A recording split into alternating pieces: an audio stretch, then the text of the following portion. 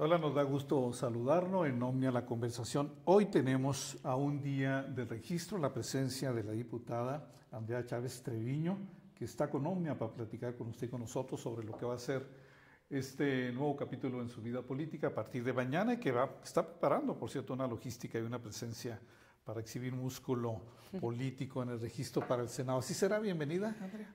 Pues muy contenta. Hace rato que no platicamos aquí en Omnia. Muy contenta de estar aquí en Omnia, te lo Bienvenida. agradezco mucho, Antonio. Muchísimas gracias. Pues efectivamente, nuestro partido, el Comité Ejecutivo Nacional, la Comisión Nacional de Elecciones y la Comisión Nacional de Encuestas abrió a partir del día de ayer y cerrará el día de mañana el registro para quienes aspiran a una candidatura para el Congreso de la Unión. Me refiero a diputaciones federales y senadurías de la República. Sin embargo, solamente se abre el registro para las uninominales, las de mayoría relativa. Las que sean de representación proporcional, las plurinominales, se abrirán más o menos el 20 de noviembre, el 20 de este mes, para quienes aspiren a estar en la tómbola. Que son los seguros, ¿no? Y a salir electo por insaculación, ¿no? En mi caso... O más bien por el criterio de Claudia Sheinbaum, ¿no? Pues ahora ella es la coordinadora dedazo camuflado, nacional. guinda.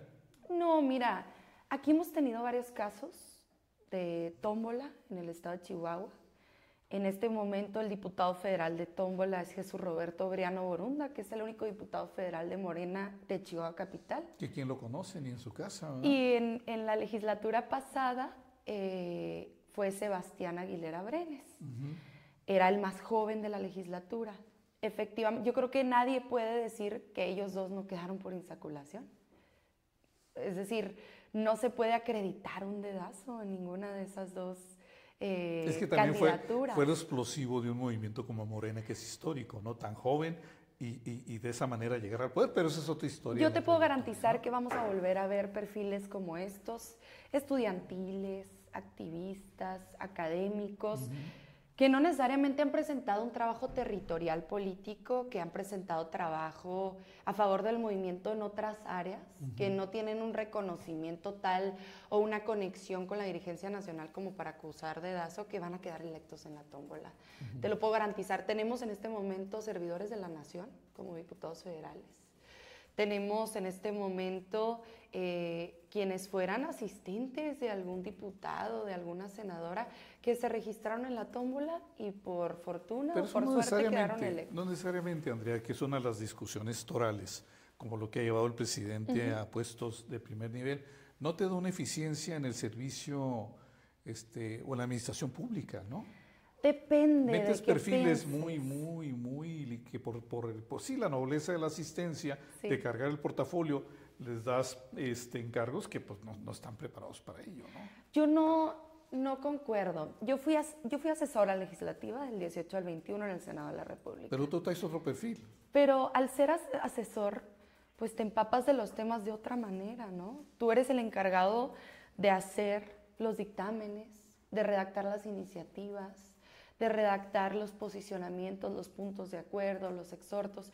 Yo creo que sería importante darles más participación a quienes inician desde la asesoría, porque son quienes al final de cuentas manejan más de cerca los temas. Ahora bien, depende de qué piensas que es la efectividad. Yo creo que en Morena tenemos... De los resultados, obviamente. Yo creo que en Morena tenemos... Los hombres como las instituciones nos valemos únicamente por el parámetro de resultados, ¿no? Entiendo. Como este gobierno federal que es desastroso para los resultados. Ahí está el caso de Acapulco, ¿no? Yo no estoy de acuerdo, Antonio. Mira, en resultados, absolutamente todos los delitos federales han disminuido, todos. ¿Cuáles? Tenemos Pues, delitos federales que han disminuido prácticamente en un 100%. Las ejecuciones son históricas en este gobierno. Claro. En el sexenio de Felipe Calderón, el homicidio aumentó en un 200%. ¿Y en este cuánto? Han disminuido en un 10%. Bueno, son estadísticas engañosas, ¿no? Yo no estoy de acuerdo. Porque va a cerrar el gobierno y he entrevistado a algunos personajes de primera línea de Morena con casi 200,000 ejecutados. Independientemente de los desaparecidos. Sí, ya ves que ahorita están aflorando las fosas clandestinas a diestra y siniestra. Es una discusión que amerita que pongamos los números en la mesa, Antonio. Mira, por supuesto que teníamos una tendencia que iba a la alza, que arrancó en 2006, cuando se declaró la absurda y ahora ya sabemos falsa guerra contra el narco. En donde tuvimos un narcotraficante por secretario de Seguridad Pública, Genaro García Luna, que ya está sentenciado. Y teníamos a un presidente de la República que o no sabía y entonces no hacía las veces de presidente de la República, Calderón, o era cómplice de Genaro García Luna y de todo el ejército de narcopolicías. Felipe Calderón tiene una serie de denuncias en el Tribunal de la Haya, no ha pasado nada, en instancias internacionales. Al final, el poder judicial es un poder autónomo al que nosotras y nosotros les hemos hecho incontables llamadas de que lo juzguen y de que lo sentencien. Pero no hay demanda del Ejecutivo. No hay investigación del Ejecutivo para poner la demanda. Digo, estamos acotando temas, ¿no?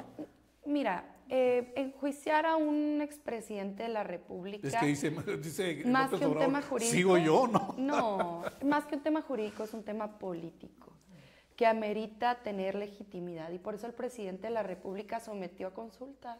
Abrió una consulta popular para que fuesen las y los mexicanos. ¿No? La Suprema Corte de Justicia de la Nación fue quien definió la pregunta. El presidente de la República quería que la pregunta fuera. Una pregunta de galimatías, ¿no? Pero si quieres vamos cerrando los temas. Tú tienes asesores en lo que es el lenguaje, semántica y todo. El presidente de la República quería que la pregunta dijera: ¿quieres que se enjuicien a los expresidentes de la República? Carlos Salinas de Gortari, Ernesto Zedillo, Felipe Calderón, los vivos, Enrique Peña Nieto, Vicente Fox, ¿sí o no? La agarró la Suprema Corte de Justicia de la Nación, la declaró inconstitucional y propuso una redacción nueva, que a nadie complació. Empezando por el presidente. A mí no me gustó la pregunta. Pues es que no se la entendía. Corte. Pero bueno, ¿cuál fue la intención? Estaba mal armada en cuanto a la estructura de gramatical, la oración, ¿no? Lo que evocaba ya si entramos era en el español y el lenguaje, el verbo, el sujeto y todo estaba mal armado. O sea, no lo entendías para dónde iba en tiempos también, ¿no? Pero al final el presidente de la República, ¿qué quiso? Poner esa decisión en manos del pueblo mexicano. Y el pueblo mexicano decidió a favor de enjuiciarlos, pero la participación, porque era un mecanismo novedoso, no alcanzó la mayoría necesaria para que el resultado de esa consulta fuese vinculante. El mecanismo de consulta popular es un mecanismo que ha existido desde hace muchos años, pero que tuvimos que reformar en el Congreso de la Unión para, por lo menos, habilitar ese mecanismo. ¿Por qué? Porque a los gobiernos del PRI y del PAN no les interesa que el pueblo decida. Este es el primer gobierno. ¿No les interesa, Andrea? Pues todos están en Morena. No, por supuesto que no. ¿Los más importantes? ¿Cuáles? Pues todos los pistas están en Morena. ¿Cuáles? Entonces hacemos una listota, empezando por el presidente. Ay, pues es que ¿verdad? En ese momento no había otro partido. Es que tú eres de los puros, de las puras de Morena. Sí, claro. Tu paradigma es diferente en la visión. Pero porque soy joven. Mira, pues porque yo no me voy vienes a querer... con un sentimiento de izquierda de origen, ¿no? Claro, pero yo tampoco me voy a inmacular. De tu papá y tu mamá, ¿no? Totalmente. Pero yo no me voy a querer inmacular y decir, solo he estado en Morena y por eso Oye, yo soy fundadora. No es una cosa de inmaculación. Ni de... es una cosa más bien de... En ese momento, cuando el presidente de la República hacía política, solamente estaba el PRI como opción. Solamente, como opción de participación política. Y él estuvo en el PRI, dirigió al PRI en la entidad, en su entidad natal, en Tabasco, y cuando vio que las cosas no se podían hacer desde ese partido, no le permitían transformar su estado natal, Tabasco, salió del PRI. ¿Y qué hizo? Pues se puso a fundar otras expresiones partidistas que le dieran la posibilidad de trabajar a favor de sus sueños y los sueños de tanta gente, no solo tabasqueños, capitalinos, mexicanos. Bueno, no es fortuito que hayan votado por él 31 millones de mexicanas y mexicanos. Engañados, híjole. Yo no concuerdo. Yo creo, me considero una mujer con la suficiente experiencia académica, con la suficiente... preparación en el activismo, en la vida social. Me considero una mujer inteligente, con un intelecto independiente, que tomo mis decisiones libremente, y yo voté con mucha convicción por el presidente. Por eso es la pregunta, si eres una mujer de libertades y de pensamiento propio, pensar y esos dos niveles fantásticos de la vida, el pensamiento y la creencia, como los puedes, ¿sabes? Son insalvables, son repelentes. tener siquiera una autocrítica a lo que está pasando en el país. No, desde luego que hay autocrítica. Es una voz única, porque si no, el presidente se puede molestar, ¿no? No, desde luego y es de que hay rencores y de venganza, no pueden no. hacer nada, pues está el caso de Ebrard, que es a donde anda el hombre, pero bueno, si no eres de la fina en el pensamiento y la idea, hecha pública además, no que se quede contigo en la introspección, no, pues estás fuera del movimiento. No Por eso coincido. le dicen a la 4T que es una secta política. No coincido, mira, en nuestra entidad tenemos un senador cuyos derechos político-electorales no han sido suspendidos. La Comisión Nacional de Honestidad y Justicia no ha resuelto suspender sus derechos en Morena, es decir, echarlo de Morena, que ha votado en contra de un montón de cosas. ¿Quién? Rafael Espino. Acaba de votar en contra de la extinción de 13 de los 14 Lo califican de traidor, ¿verdad? Pues yo no le he escuchado esa palabra ni al presidente del partido, ni a la secretaria general. En redes se lo comieron. La gente es libre de decir, eres un traidor, porque tú tienes que representarnos y decidiste en contra de nuestra voluntad, porque nosotras y nosotros, si fuésemos senadores o diputados, hubiésemos votado a favor de extinguir los fideicomisos, hubiésemos votado a favor de la reforma electoral. ¿Es un traidor?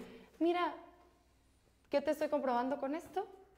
Que no hay una cosa de estás fuera si decides votar de acuerdo a tu voluntad, ya sea por intereses, por ambición, por moche, por lo que fuera. No estoy diciendo que es el caso, estoy diciendo que pueden ser las razones para votar en contra de una propuesta que acepta la mayoría y no por eso te vamos a echar.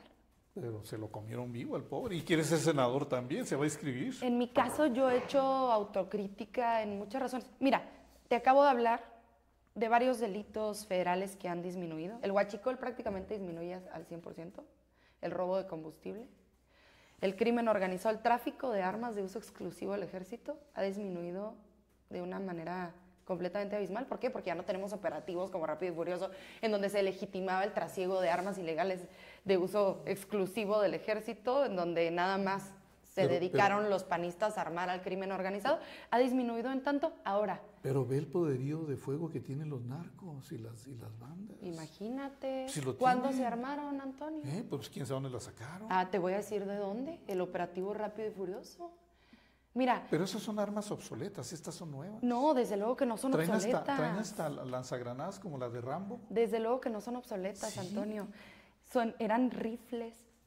Las armas que se utilizaron en la masacre de 15 jóvenes estudiantes en Villas de Salvarcar, en Ciudad Juárez, una de las tragedias más grandes de nuestra entidad. Uno de los dolores más importantes, una de las cicatrices más profundas. Ahí empezaron las masacres en Villas Salvarcar. Se utilizaron armas de uso exclusivo del ejército que traían el chip geolocalizador del operativo Rápido y Furioso. Mira. Imagínate nada más. ¿De dónde y mientras Felipe Calderón, muy tranquilito, muy cómodo en Japón, dijo que eran pandilleros y por eso los habían matado. Eran jóvenes estudiantes de excelencia, deportistas del equipo Jaguares. A mí me tocó entrevistar a la de mamá fútbol americano. De los dos hermanos. Luz María Dávila, a quien yo le mando un fuerte abrazo, la admiro, la quiero muchísimo. Y a Madeleine Cadena, hermana de una. Bueno, yo he hecho mucho trabajo con algunas y algunos de ellos. Pero ¿por qué te digo esto?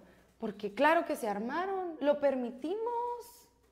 Fue el ejército mexicano quien tenía la orden de aliarse con el narcotráfico porque el comandante supremo de las Fuerzas Armadas era Felipe Calderón, cuyo asesor principal era Genaro García Luna. Desde luego que está armado y empoderado el crimen organizado. Oye, Andrea, ¿por qué no agarraron en el Culiacanazo al capo contra el que iban? Porque privilegiamos la vida, ya después se realizó un operativo con mayor inteligencia, en donde no se dieran tantas pérdidas de vidas humanas lamentabilísimas. ¿Quién hizo a esos narcotraficantes? ¿Quién los dejó en las calles? ¿Quién empoderó al cártel de Sinaloa? Y lo siguen empoderando, ¿no? Los panistas. Porque eso de abrazo no balazo, pues no funciona, ¿verdad? Mira, abrazos no balazos es una manera de comunicar una estrategia. Y lo de Terraza Cienfuegos, pues no digo lo de Cienfuegos. Los medios de comunicación, algunos, no quiero decir que todos, los opositores, algunos, no quiero decir que todos, han malentendido la frase de abrazos no balazos, porque abrazos no balazos no es una estrategia, es una manera de comunicar una estrategia. ¿Cuál es la estrategia? Combatir las causas que generan la desigualdad, darles becas a los jóvenes estudiantes para que ya no sean recurso humano del crimen organizado, darles apoyos a las personas con discapacidad, a los adultos mayores, tener fuentes de empleo para que la delincuencia no sea la única opción, para que existan otras opciones y al mismo tiempo también pues generar investigaciones que se están realizando, por ejemplo, desde la Unidad de Inteligencia Financiera, que ya ha desmantelado redes completas de trata de personas, que ya ha desmantelado redes completas de crimen organizado que no tienen que ver necesariamente solamente con el trasiego de drogas, sino también, por ejemplo, con el tráfico de madera, con la tala ilegal. Y con la trata de personas, ¿no? Con la trata de personas. Que es ahorita lo más rentable. ¿Qué estamos viendo? Pues una estrategia verdaderamente integral en donde no nos están viendo la cara todo el rato haciendo montajes como lo realizado con Florence Cassés y Israel Vallarta, con el apoyo de algunos medios de comunicación, en donde supuestamente se agarraba al capo del cártel del Zodiaco, un cártel que, por cierto, nunca existió. Oye, donde andaba García Harfuch por ahí presente, ¿no? En esa era de Luis Cárdenas Palomino y de García Luna, ¿no?